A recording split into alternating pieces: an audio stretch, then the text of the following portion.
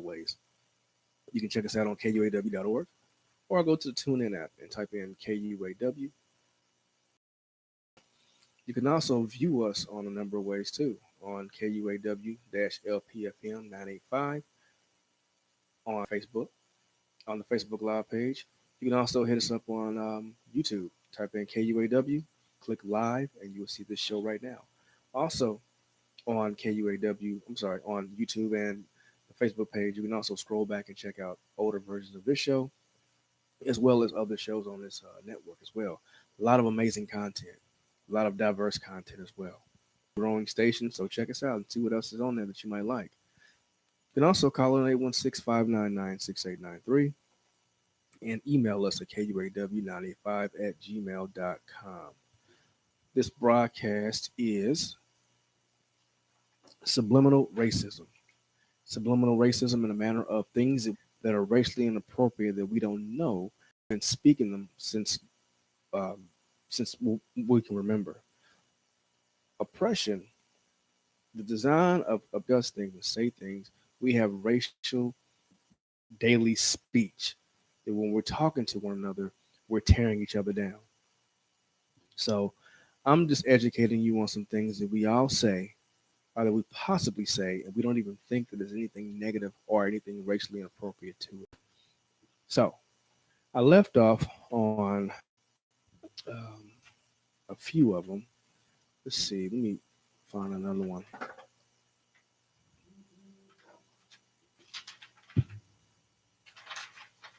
When we say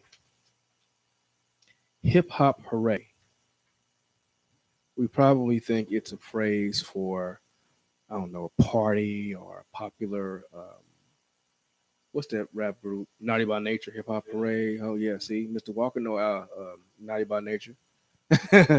So, hip hop hooray, though steeped in controversy, the first part of this phrase might relate to the hip hip riots, anti Semitic demonstrations that started in Germany in the 19th century. Germans reportedly cheered hip hip as they forced Jews from their homes across Europe. HIP is likely an acronym for uh, Hero Hieromia est perdita, which means Jerusalem has fallen in Latin. The Crusaders may have used this as a battle cry, although little proof exists. German shepherds or hunters may have used hep hep as a traditional command to rally trained dogs. Just to be safe, avoid the first two words. Hooray conveys just as much merriment in the full version and comes from hurrah, a version of huzzah, a sailor's shout of exhaustion. So, hip hip is really pronounced hep hep, and that is a negative connotation of celebrating the excavation of Jewish people from their homes.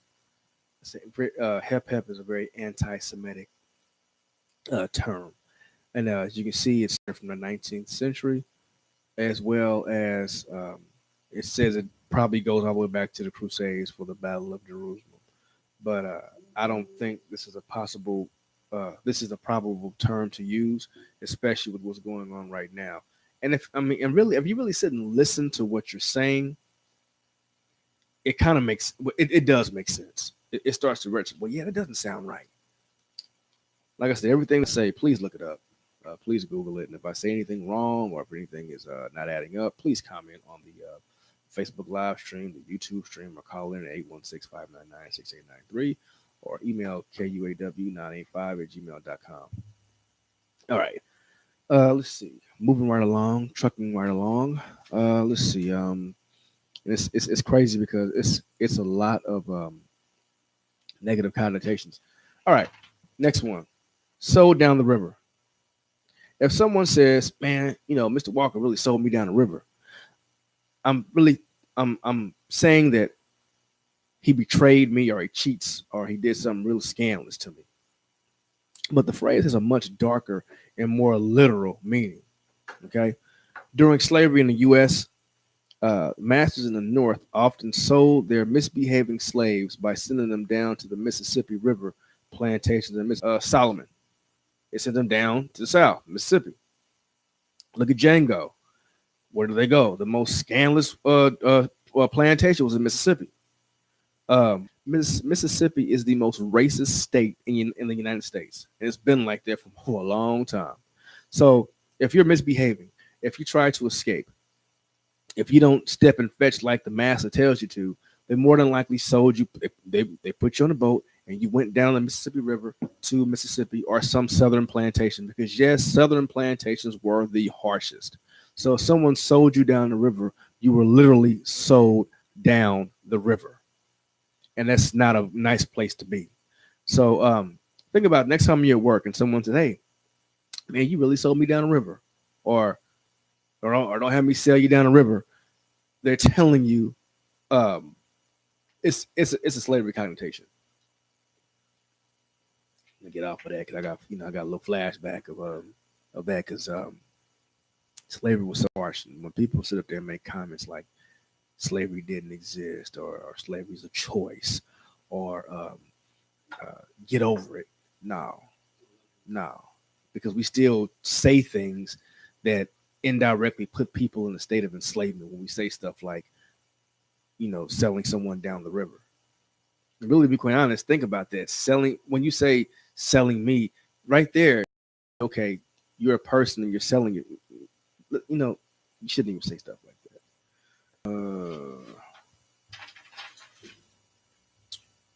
Rule of thumb.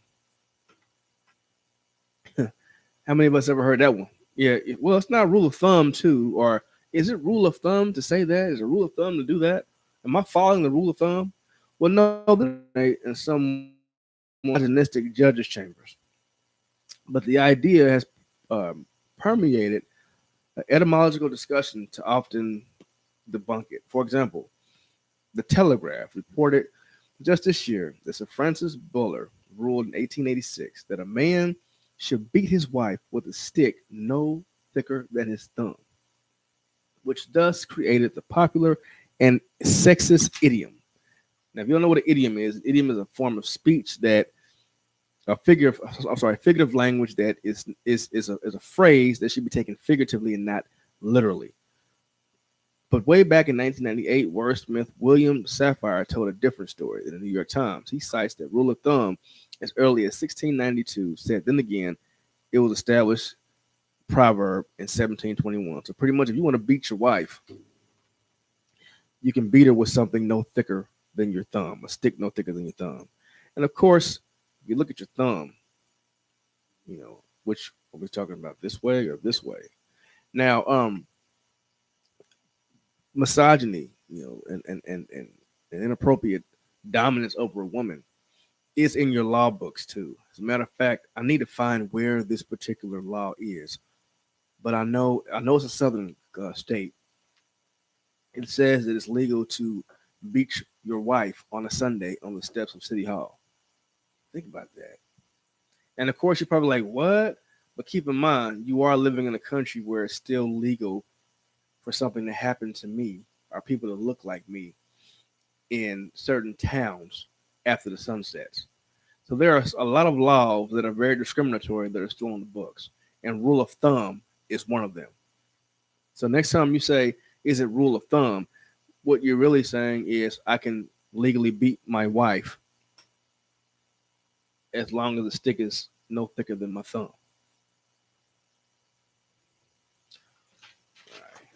Yeah. Peanut gallery. You ever hear someone say, well, let's go to the peanut gallery. Let's check out the peanut gallery. Or they're sitting in the peanut gallery. The phrase intends to reference a heckler or a critic. Usually someone is ill-informed. So if someone is heckling me right now on my broadcast, then I will say, well, yeah, you all from the peanut gallery.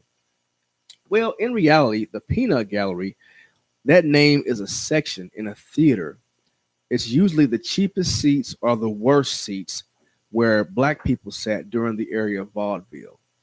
Now, back then, during the vaudeville era, it's like the 1920s, early 20th century, the theater was very segregated.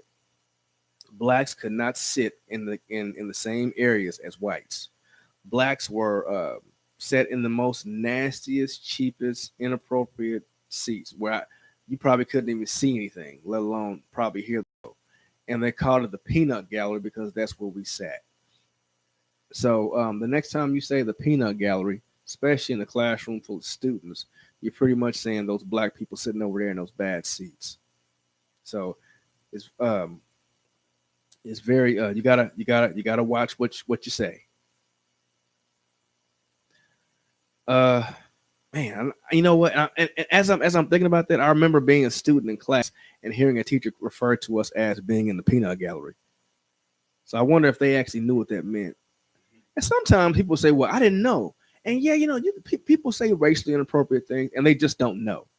It's one thing to not know and you're cool with being educated versus not knowing and then you're denying and rejecting the education. But what's worse is knowing what you're saying and daring somebody to correct you. All right, let's find another one. All right. Do we have any comments on the Facebook live stream? I know we had a lot of shares. I appreciate you all for sharing this.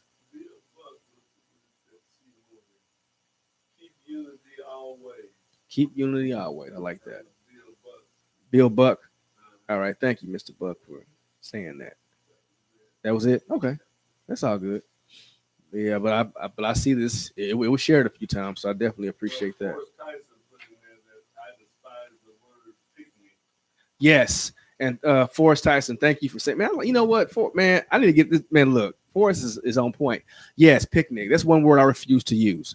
Picnic is really used. I mean, it's really called picnic, and it's short for pick a nigga. Now, during the early 20th century, late 19th century, excuse me, blacks were excuse me were lynched a lot, and they made it into a holiday. It was an actual festival. Um, if a black person was picked in the picnic festival, and they would literally be hung and lynched, and people would sit down a blanket and actually watch this and enjoy a nice meal while a person of African descent is being lynched.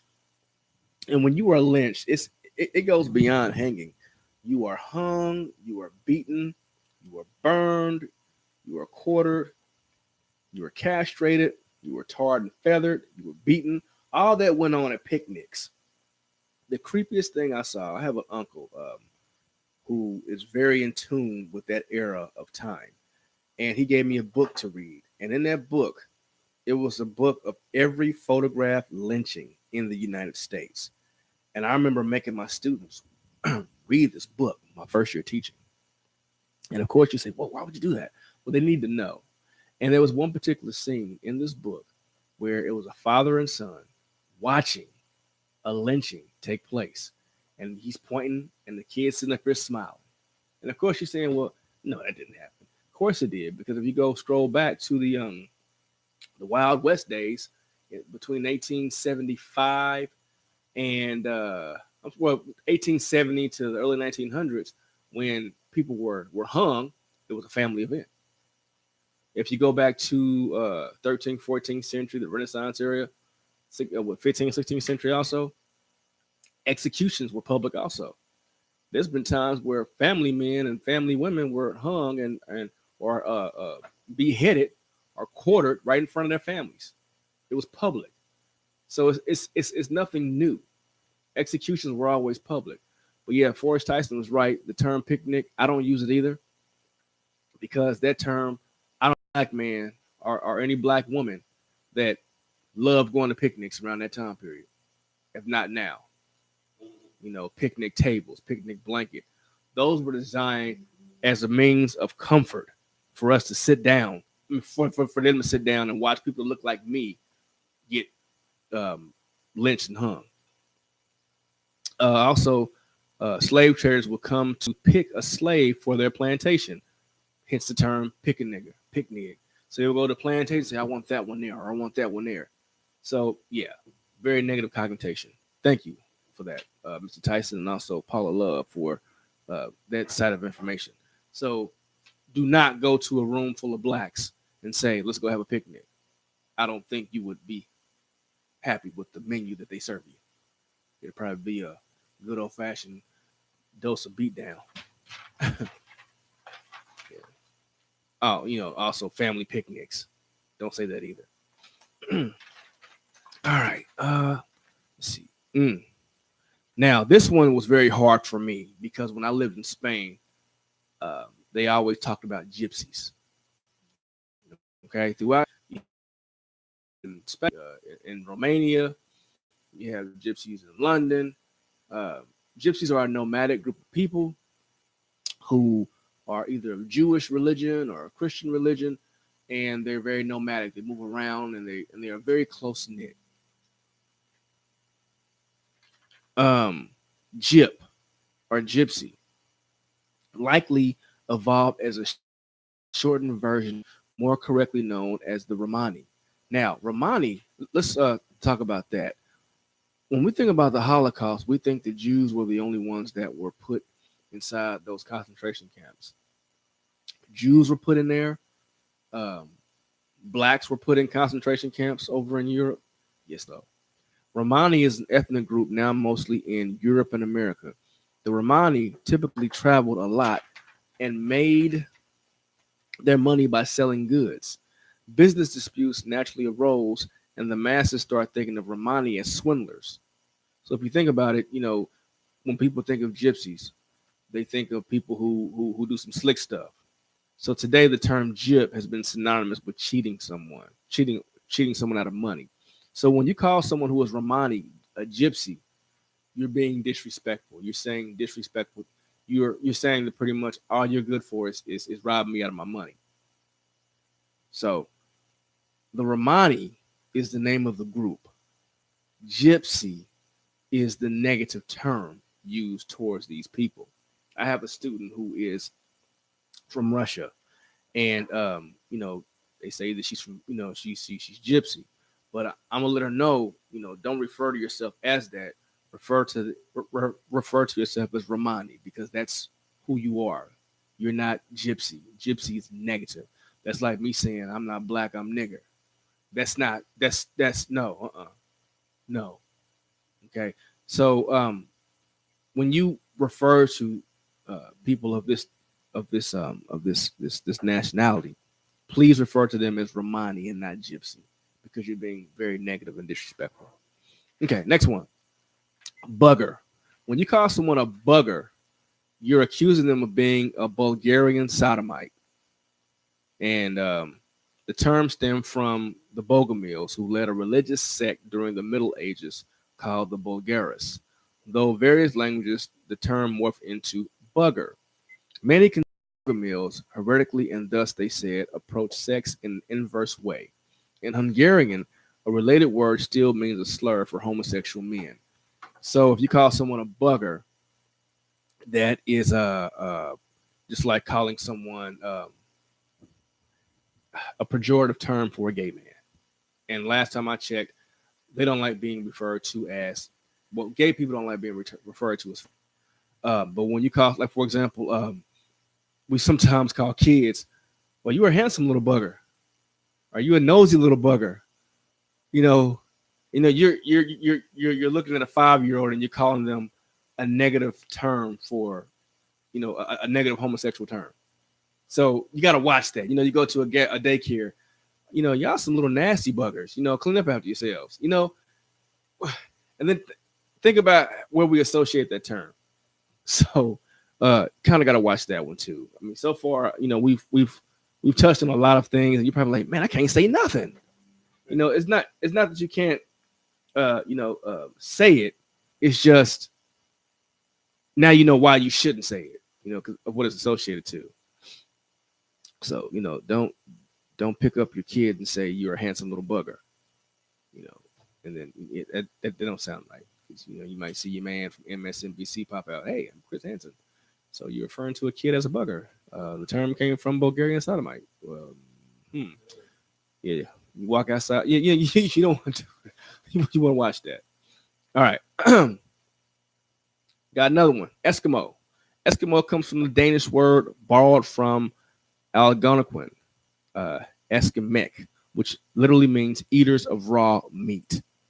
Other etymological researchers suggested it could mean snowshoe netter too.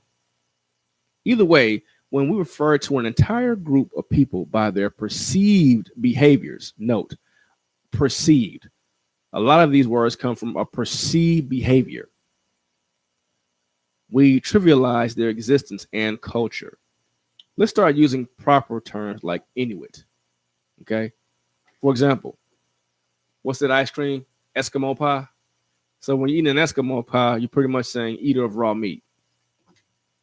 So, you know, yeah, let's people who live up, in Alaska, they refer to themselves as Inuits or any other tribe that's up there. Eskimo is not a cool name to call the individuals in that region. Ooh, man. So they might want to change the name of Eskimo pie to something else. Okay. Mm. Uppity. Okay, I got about 2 more minutes. Uppity. A couple of years ago, Rush Limbaugh pontificated that a NASCAR audience booed Michelle Obama because she exhibited uppity-ism. Glenn Beck even defended him, citing the First Lady's love of arugula. During segregation, Southerners used uppity to describe blacks who didn't know their socioeconomic place. For example, I remember watching the movie and said, look what we got here. We got an uppity Negro or an uppity nigger. So when you call someone uppity, you're pretty much saying you don't know your place. So pretty much, if someone's referring to you as uppity, they're pretty much saying that you think you're above me, but in actuality, I'm above you. So know your place and get beneath me. Originally, the term started within the black community, but the racists adopted it pretty quick. So see that? We discriminated against each other, black folks. And then other races said, you know what? Wow, they're tearing each other up with this word. He just called him. They got into an argument about that. Let's take that word and turn it around and use it on them as well. And then make them think that that word is something special to use. So you got to watch what you say. Because sometimes when you're throwing fire at one another, someone can take that. Man, think about it. Okay. All right. I'm going to cover everything. I did. I covered all 14 of them. I'm I did. I want to thank you all for watching and sharing. I didn't want to say this to be a buzzkill and pretty much tell you what you can and can't say. Like I said, it's not my place to tell you what you can and can't say. I am an educator and I feel that everything has an origin, everything has a place. And if something's origin is not appropriate for a particular place, I strongly suggest not saying it. So think about some of the things that we say and some of the things that we do, and think about where it comes from and how it's being used. And also, we got to be respectful to our brothers and sisters who this is offensive to. Because when it all comes down to it, if someone used some words that was designed to tear you down and constantly said it to you and put it in popular culture and modern day speech, you would not like that. That's right. They did do that. So think about that the next time you open up your mouth and say something that's not appropriate. And then someone's trying to educate you on why you should not say it, listen to them. Because if the shoe was on the other foot, which it is, you wouldn't want that to happen to you. I'm Tyrone Gathers. This is the source of the inkwell on knowledge, understanding, and wisdom. And in the inkwell, education tends to overflow like ink. And just like ink, go ahead and let it spread. And when that ink spreads, it's permanent. Let it stick. See you next week.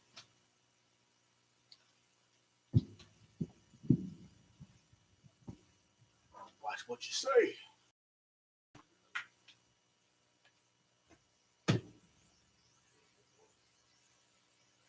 What you say now?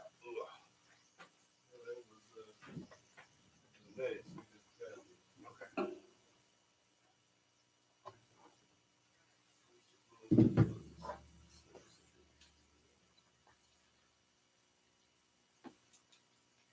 Yes, I got it. Okay, that's not good.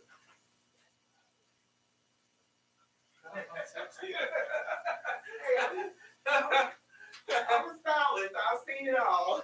It's okay. turned iNKWELL to doghouse. I don't work out of 32 on the JCT. Did he? Yep. And Sebastian got 27 his first time. I have to tell I don't work, but I'm just manager. I told him, I said, you said you wanted to go to Stanford and what is Austin, the Hook'em Horns? Oh yeah. Yeah. He didn't want to be a Longhorn since like 2 and 3. People used to be like, why your baby walking around throwing up the rock and roll?